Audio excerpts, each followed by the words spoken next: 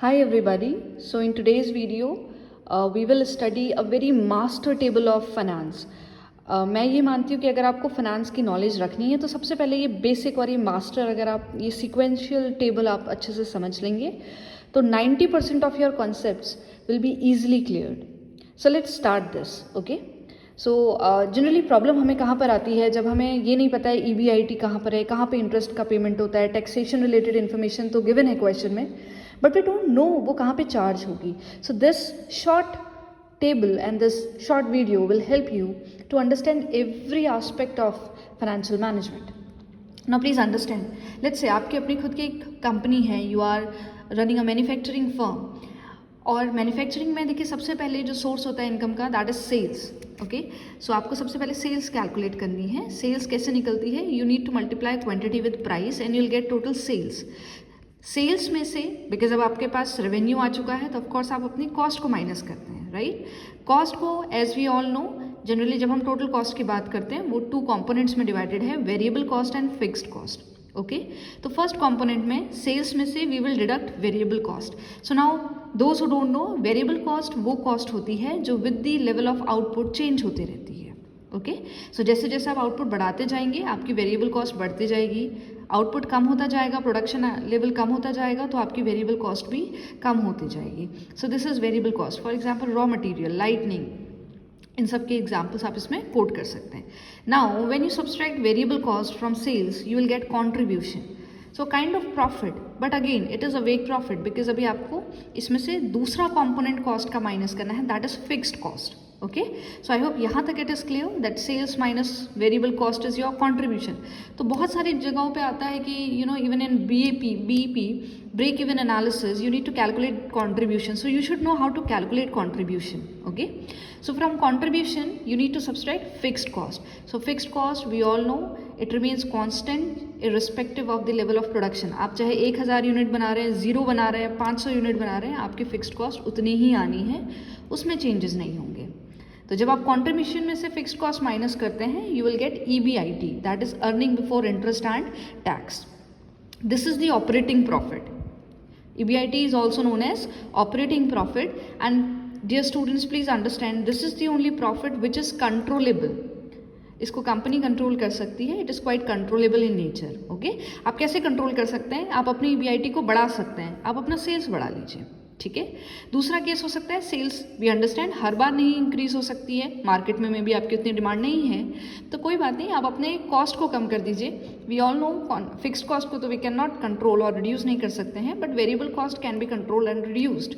सो yes, EBIT यहाँ पे आता है आपका फर्स्ट स्टेज का एक प्रॉफिट है, earning before interest and tax, and this is also known as operating profit which is quite controllable.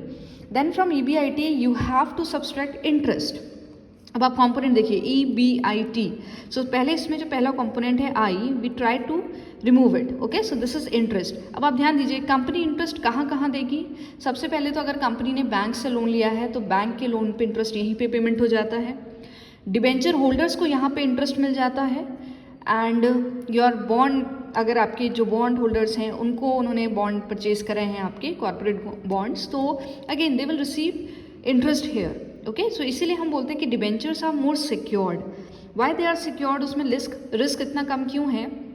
It's all because this interest. Okay. So interest आप यहीं पे पेमेंट कर दीजिए. I hope now it is clear. Interest आप अपने creditors को दे सकते हैं, आप बैंक से लोन लिया है, आपने डिबेंचर होल्डर्स को आपने पेमेंट करना है, so you can give interest here. So जब आप EBIT में से I रिमूव करते हैं तो क्या बचेगा? EBT, also called PBT, which is profit before tax. Okay. Profit before tax. तो यहाँ तक वी आर अज्यूमिंग कि हमने इंटरेस्ट पे कर दिया है. अब क्वेश्चन में एक हो सकता है एक पॉइंट, एक पार्ट आए जिसमें आपको दिया हो टैक्सेशन इज 30%. नाउ ये टैक्सेशन किस पे चार्ज होगा? ये जो 30% है, please understand it will be always charge on this PBT. So PBT आपका जितना भी आ रहा है, suppose if it is 1 lakh rupees तो आप 30% ऑफ 1 लाख निकाल के यहाँ पे वैल्यू रखेंगे और आप उसको सब्सट्रैक्ट करेंगे. सो क्वेश्चन में कभी भी दिया हो टैक्सेशन को चार्ज करना है तो वो PBT पे होगा, और PBT लाने के लिए यहाँ तक की प्रोसेस आपने करनी है. वंस आप जैसे ही अर्निंग बिफोर टैक्स या प्रॉफिट बिफोर टैक्स में से टैक्स को डिडक्ट कर देते हैं, you will get finally this profit after tax.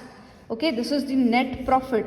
So I hope it is clear. This is operating profit and this is net profit. Okay, I hope this taxation part is quite clear. Just a short recap, that is sales में से you will subtract variable cost, you will get contribution, but yes, there is one more factor of cost, fixed cost, so you need to subtract fixed cost as well.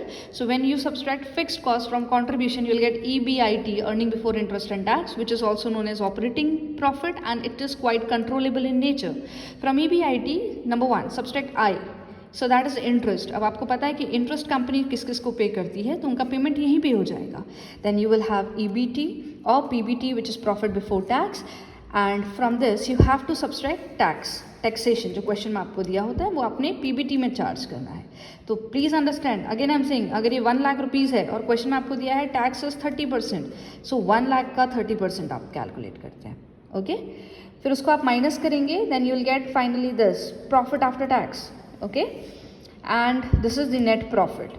उसमें से अब आपने क्या देना, देखिए आपको पता है you know there are various sources of finance like debentures, equity share, preference shares. Okay, so debenture holders को तो यहाँ पे इंटरेस्ट मिल जा रहा है, लेकिन इक्विटी शेयर होल्डर्स और प्रेफरेंस शेयर होल्डर्स को कहाँ पे मिलता है, डिविडेंड, और उनका जो रिटर्न है यहाँ पे.